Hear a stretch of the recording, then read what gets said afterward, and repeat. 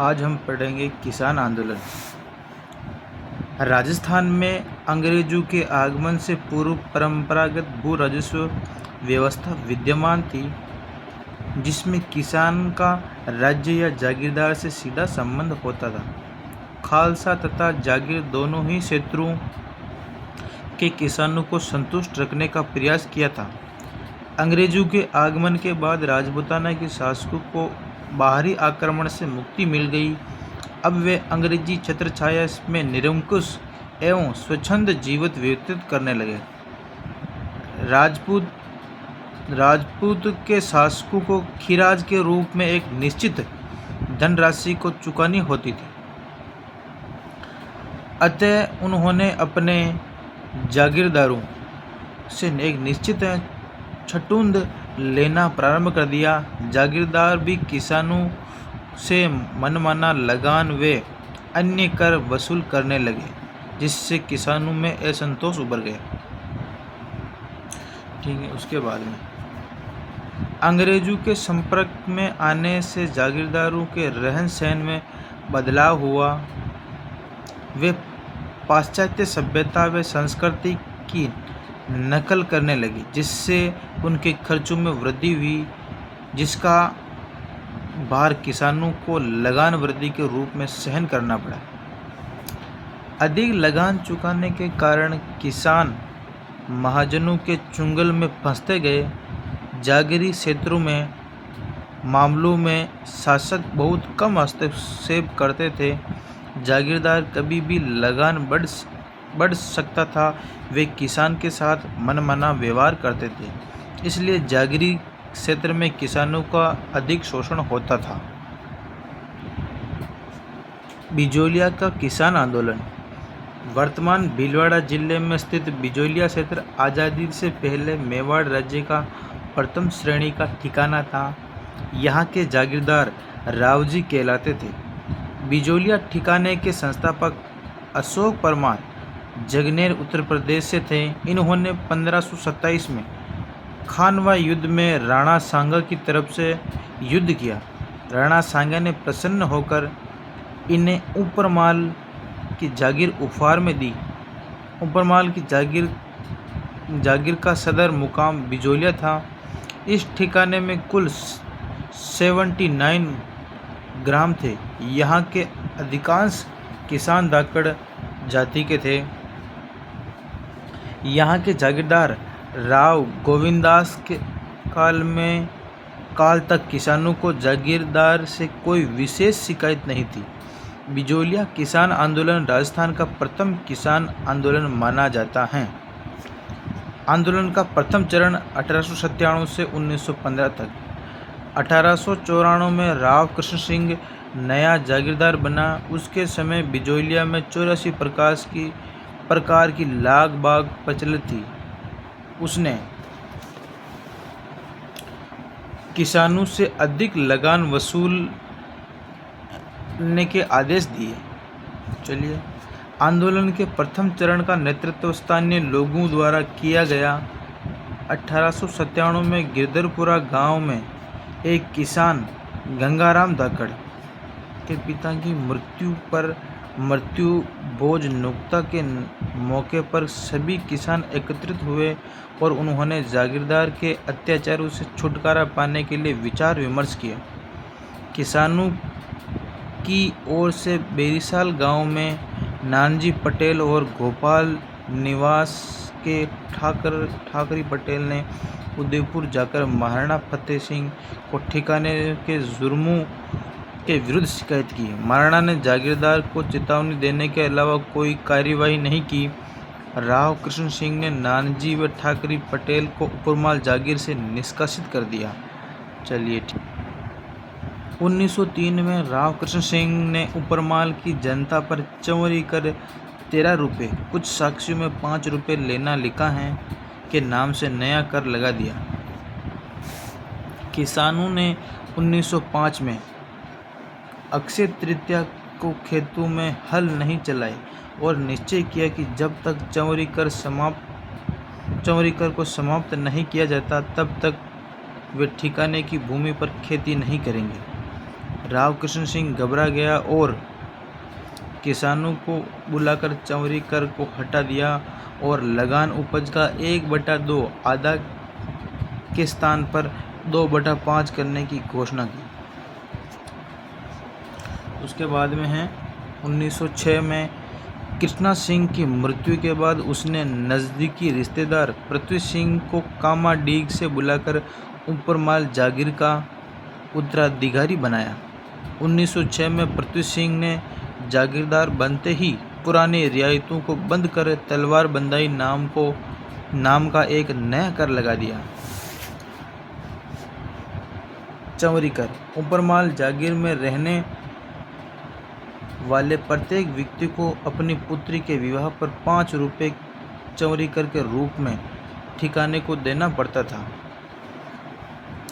तलवार बंदाई उत्तराधिकार शुल्क ठिकाने में नए उत्तराधिकारी की ताजपोशी होने पर जनता से वसूला जाने वाला कर।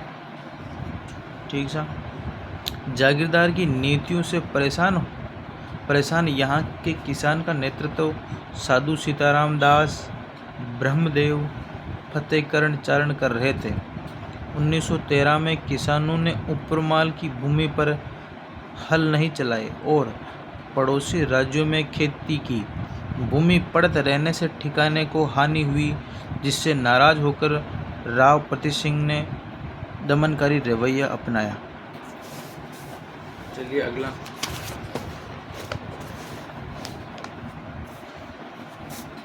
सीताराम दास को ठिकाने के पुस्तकालय की नौकरी से निकाल दिया। फतेहकरण चारण और ब्रह्मदेव को बिजोलिया से निष्कासित कर दिया। 1914 में पृथ्वी सिंह की मृत्यु के बाद उसका पुत्र केसर सिंह अल्पवयस्क होने के कारण जागीर का प्रशासन सीधे महाराणा के नियंत्रण कोर्ट ऑफ वॉर्ड्स में चला गया। राज्य की ओर से अमर सिंह राणावत को ठिकाने का प्रशासक नियुक्त किया। प्रशासक ने कुछ रियायतें दी, लेकिन ठिकाने के कर्मचारियों ने उन्हें रियायतों को किसानों तक नहीं पहुंचाने दिया। आंदोलन का द्वितीय चरण 1916 से 1923। साधु सीताराम दास के आग्रह पर 1916 में बिजोलिया किसान आंदोलन का नेतृत्व विजय सिंह पथिक ने संभाला। पथिक जी ने बिजोलिया में विद्या परिचारिणी सभा का गठन किया। इसके तहत एक पुस्तकालय, एक पाठशाला और एक अखाड़ा शुरू किया। 1916 में ठिकाने ने 10 रुपये प्रति हल के हिसाब से प्रथम विश्व युद्ध का चंदा वसूलना शुरू कर दिया। विजय सिंह पथिक ने साधु सीताराम दास और माणिक्यलाल वर्मा के सहयोग से किसानों को संगठित किया। 1917 में पथिक ने बेरिसाल के बास गांव में हरियाली अमावस्या के दिन बिजोलिया किसान पंचायत का गठन किया। ऊपरमाल किसान बोर्ड के नाम से केंद्रीय समिति बनाई। इस पंचायत का सरपंच श्री मन्नालाल पटेल को बनाया गया। इसके तहत प्रत्येक गांव में किसान पंचायत की शाखाएं खोली गई। आर.पी. व्यास ने इसका नाम ऊपरमाल पंच बोर्ड लिखा। माणिक्यलाल वर्मा द्वारा रचित पंछीड़ा गीत व प्रज्ञा चक्षु बंवरलाल श्रवणकार द्वारा रचित कविताएं पूरे ऊपरमाल में गुजरने लगी। अच्छी बात है। युद्ध का चंदा वे बेगार नहीं देने पर ठिकाने ने दमनकारी नीति अपनाई। किसानों को जेल में डालकर यातनाएं दी गई। उनकी खड़ी फसलें नष्ट कर दी गई।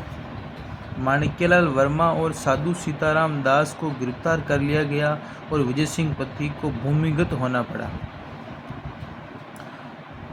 पथिक जी ने बिजोलिया किसान आंदोलन को गति देने और लोकप्रिय बनाने हेतु कानपुर से प्रकाशित होने वाला प्रताप समाचार पत्र के संपादक गणेश शंकर विद्यार्थी को रक्षाबंधन के अवसर पर चांदी की राखी भेजी और इस आंदोलन को खबरें प्रकाशित करवाई।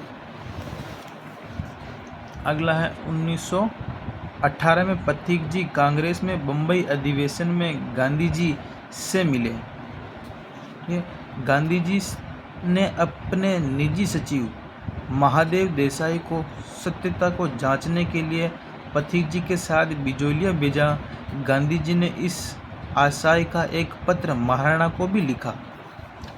जांच आयोग मजबूरी में उदयपुर के महाराणा फतेह सिंह ने अप्रैल 1919 में किसानों की शिकायत की जांच के लिए बिंदुलाल भट्टाचार्य आयोग का गठन किया। इसमें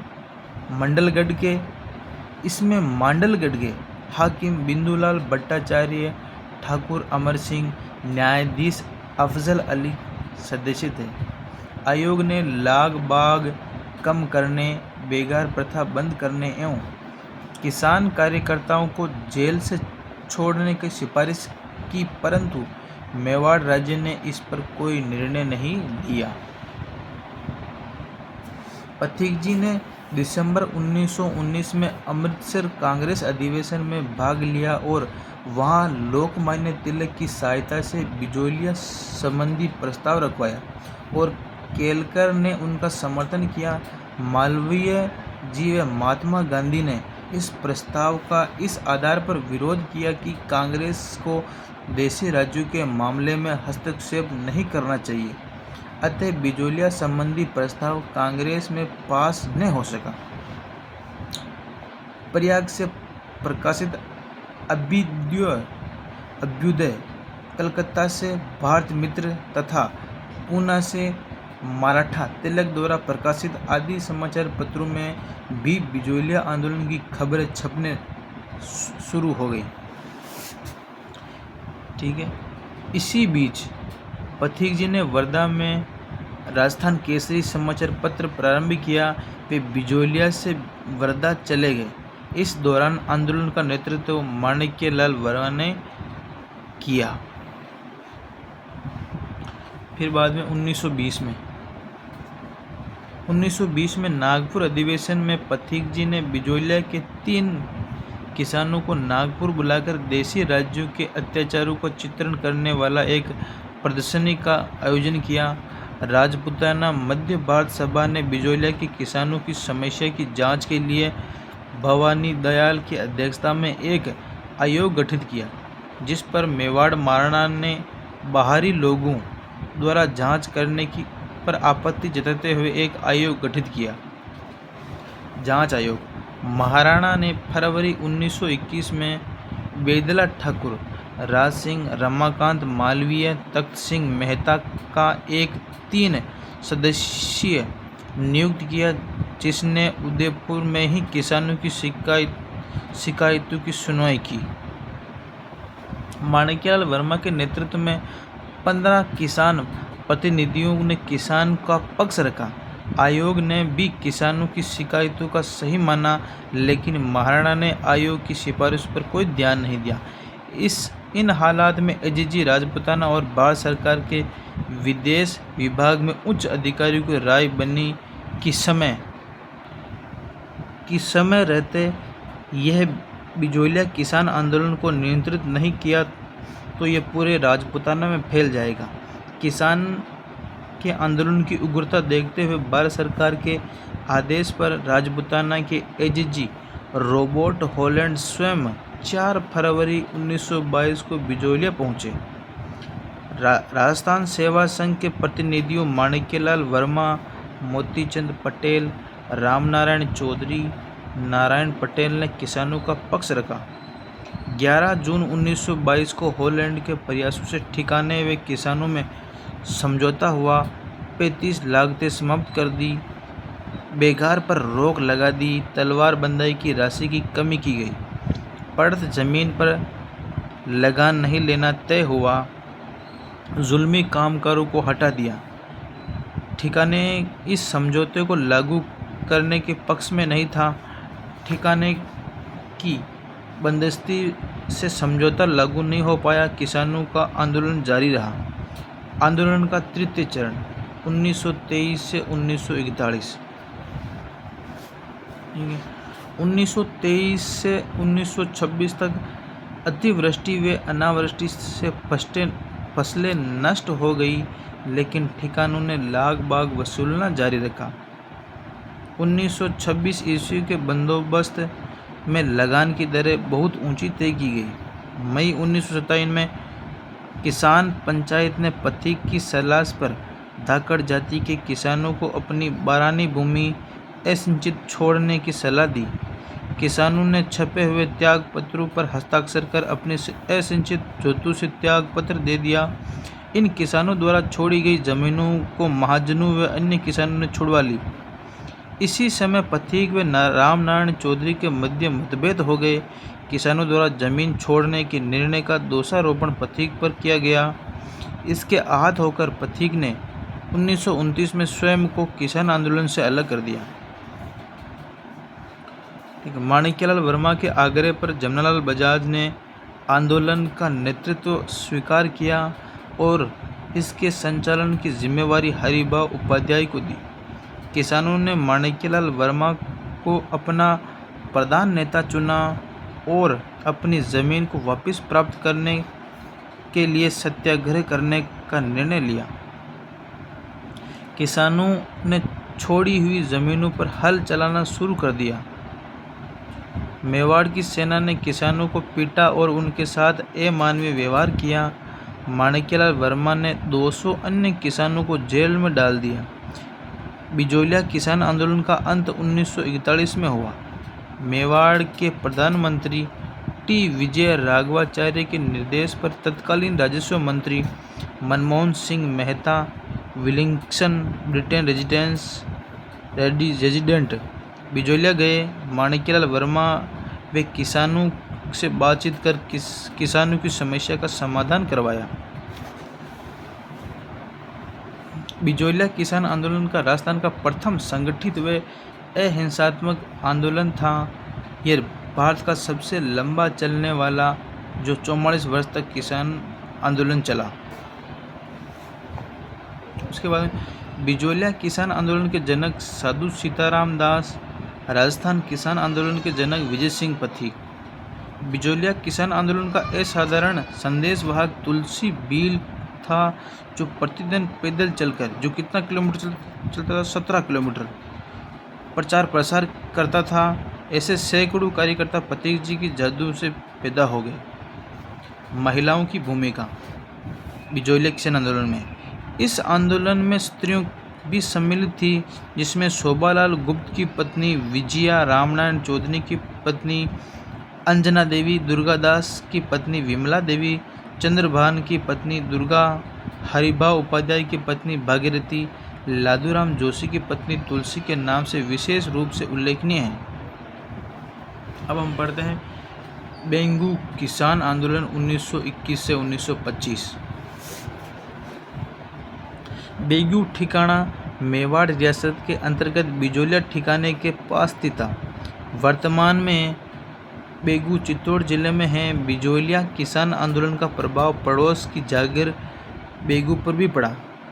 बेगू ठिकाने के काश्तकारों ने 53 लागतों और बेगार संबंधी शिकायतों के विरुद्ध महाराणा की याचिका प्रस्तुत की, किंतु उन्हें कोई राहत नहीं दी गई। बेगू के किसान 21 मई 1921 को मैनाल के बेरुकुंड नामक स्थान पर एकत्रित हुए। उन्होंने लाग, बाग और बेगार के विरुद्ध बिजोलिया की तरह आंदोलन करना तय किया। किसानों ने राजस्थान सेवा संघ का सहयोग लेने का निर्णय किया। उन्होंने सर्वसम्मति से विजय सिंह पथिक को आंदोलन का नेतृत्व करने के लिए बुलाया। पथिक जी पर उदयपुर राज्य के भूभाग में प्रवेश पर पाबंदी थी, इसलिए पथिक जी ने रामनारायण चौधरी ने बेगू जाकर उन्हें आंदोलन का नेतृत्व किया। बेगू के किसानों की 2 प्रमुख मांगें थीं। फसल का कूता नहीं करवाया जाए, भूमि को बंदोबस्त होने के बाद जो लगान निर्धारित किए जाए वो ही लिया जाए। चांदखेड़ी की घटना 1921 में चांदखेड़ी में आयोजित सभा में ठिकाने के फौजदार कुछ महाजनों ने अनेक अवरोध पैदा करते हुए किसानों पर दबाव बनाना शुरू कर दिया। किसान नेता खेमा धाकड़ भी पाबंदी बना लिया। जून 1922 में बेगू के ठाकुर रावत अनूप सिंह व राजस्थान सेवा संघ के बीच पथिक की मध्यस्थता से समझौता हो गया और किसानों की सभी मांगे मान ली गई। मेवाड़ महाराणा फतेह सिंह ने इस समझौते को बोल्शेविक समझौता बहुसंख्यक दबाव की संज्ञा देते हुए इससे मानने से इनकार कर दिया। वहाँ के ठाकुर अनूप सिंह को उदयपुर नज़रबंद कर दिया। उसने ठिकाने को मार्च 1923 को मुंसरमात ठिकानदार की जगह नियुक्त कर्मचारी राज करे ठिकानदार की जगह नियुक्त कर्मचारी राज कर में दे दिया। भ्रष्टाचार और दमन के लिए मशहूर मुंशी अमृतलाल को बेगू का मुंशीरुम नियुक्त किया गया। उसके बाद में है ट्रेंच आयोग। इसके बाद मेवाड़ सरकार ने किसानों की शिकायतों की जांच के लिए ट्रेंच आयोग सेटलमेंट कमिश्नर का गठन किया गया और ट्रेंच 3 जून 1923 को बेगू पहुंचा। किसानों ने इसका बहिष्कार किया। ट्रेंच ने एक तरफा निर्णय देते हुए 4 मामूली लागतों को छोड़कर शेष सभी लागतों और बेगार को उचित ठहराया तथा पथिक को किसानों को भड़काने के लिए उत्तरदायी ठहराया। 13 जुलाई 1923 को ट्रेंच आयोग के निर्णय पर विचार के लिए गोविंदपुरा गांव भीलवाड़ा में ही हो रही किसानों की सभा पर ट्रेंच के आदेश से सभी को घेर कर गोलियां चला दी, जिसमें रूपजी जयनगर निवासी और कृपाजी धाकड़ अमरपुरा निवासी शहीद हो गए। 500 से अधिक किसान गिरफ्तार कर लिए गए। ठिकाने की दमनात्मक कार्रवाई से आंदोलन कमजोर पड़ने लगा। किसानों का मनोबल गिरता देख विजय सिंह पथिक उदयपुर में प्रवेश पर पाबंदी के बावजूद वे तुरंत बेगू पहुंचे और आंदोलन का नेतृत्व संभाला, जिससे आंदोलन पुनः उभर गया। इससे मेवाड़ सरकार और मुंशीराम अमृतलाल भयभीत हो गए और 10 सितंबर 1923 को पथिक जी को गिरफ्तार कर लिया गया और उन पर राजद्रोह का मुकदमा चलाया गया। इसके बाद रामनारायण चौधरी को पुनः नेतृत्व संभाला और आंदोलन के दबाव में दिसंबर 1923 में बेगू में बंदोबस्त किया। 20 मई 1925 तक 125 गांवों में भूमि बंदोबस्त का काम पूरा हो गया। 1925 में किसानों की अधिकांश मांगें मान ली गई। लगान की दरें निर्धारित की गई। कुल 53 में से 34 लागतें समाप्त कर दी गई। बेगार पर भी रोक लगा दी गई और बेंगू किसान आंदोलन समाप्त हुआ। पूर्वी मेवाड़ परिषद ये 25 फरवरी 1922 को गठित हुआ। तिलेश्वा गांव बूंदी में स्थापना हुई। ठीक है। बूंदी किसान आंदोलन 1922 से 1923 ईस्वी। बूंदी के किसान ऊंची लगान दरों, लागतों, बेगार एवं भ्रष्ट शासन से पीड़ित थे। बिजोलिया और बेंगू के किसान की तरह ही बूंदी के किसानों की भी लगभग 25 प्रकार की लाग बाग जागीरदार देनी पड़ती थी। 1922 में हरिभाई किंकर, हरजी ब्रह्मचारी, रामनारायण चौधरी व पंडित नैनूराम शर्मा ने बूंदी के बरड़ क्षेत्र के किसानों को संगठित कर जागृत करने का कार्य किया। अप्रैल 1922 में बूंदी राज्य के बरड़ क्षेत्र के किसानों द्वारा बूंदी प्रशासन के विरुद्ध आंदोलन शुरू कर दिया। यहाँ आंदोलन के प्रमुख केंद्र बरड़, डाबी, बरुंधान, निमाणा, गरदड़ा थे। जून 1922 में रामनारायण चौधरी ने बूंदी राज्य में स्त्रियों पर अत्याचार नामक पैम्फलेट प्रकाशित किया। बरड़ बूंदी जिले के दक्षिण पश्चिम में बीहड़ जंगलों में एक पथरीला और कठोर भूभाग है जो बिजोलिया से सटा हुआ है। इस आंदोलन का नेतृत्व राजस्थान संघ के कार्यकर्ता पंडित नैनूराम शर्मा ने किया। वर्धा के राजस्थान केसरी, अजमेर के नवीन राजस्थान और कानपुर से प्रकाशित प्रताप पर बूंदी राज्य में आने से प्रतिबंध लगा दिया, क्योंकि इन समाचार पत्रों में बूंदी के किसानों आंदोलन की खबरें छपने लगी। अक्टूबर 1922 में ब्रिटिश सरकार से सेवानिवृत्त अधिकारी पंडित स्वरूप नारायण को मुख्य राजस्व अधिकारी तथा यूपी पुलिस के मुंशी इकराम हुसैन को पुलिस सुपरिटेंडेंट नियुक्त किया गया। 2 अप्रैल 1923 को बूंदी के किसानों की डाबी नामक गांव में सभा हुई। सम्मेलन में जोशीले नारों और राष्ट्रीय गीतों से जनता को उत्साह का संचार किया जा रहा था। इसी सभा का पता चलने पर इकराम हुसैन थानेदार कल्याण सिंह हेड कांस्टेबल सरदार मल के नेतृत्व में पुलिस ने एकत्रित लोगों पर अंधाधुंध गोलियां चला दी। मंच पर विजय सिंह पथिक द्वारा रचित झंडा गीत गाते हुए नानक जी भील नामक कार्यकर्ता व देवीलाल गुर्जर शहीद हो गए। इस सभा की अध्यक्षता पंडित नैनूराम शर्मा कर रहे थे। नानक जी भील की याद में नैनूराम ने अर्जी नामक गीत बनाया। राजस्थान के किसान व आदिवासी आंदोलन डॉक्टर बृज किशोर शर्मा के अनुसार स्वतंत्रता सेनानी माणिक्यलाल वर्मा ने उसी समय नानक भील की याद में एक गीत अर्जी शीर्षक लिखा। राजस्थान सेवा संघ के मंत्री रामनारायण चौधरी किसानों से मिले। राजस्थान के प्रमुख समाचार पत्रों में किसानों पर दमन चक्र की निंदा की गई। बूंदी आंदोलन में स्त्रियों ने भी महत्वपूर्ण भूमिका निभाई। यहाँ सभाओं की सुरक्षा हथियारबंद महिलाएं द्वारा की जाती थी। जांच आयोग राजस्थान सेवा संघ द्वारा जांच की मांग करने पर बूंदी शासक महाराजा पृथ्वी सिंह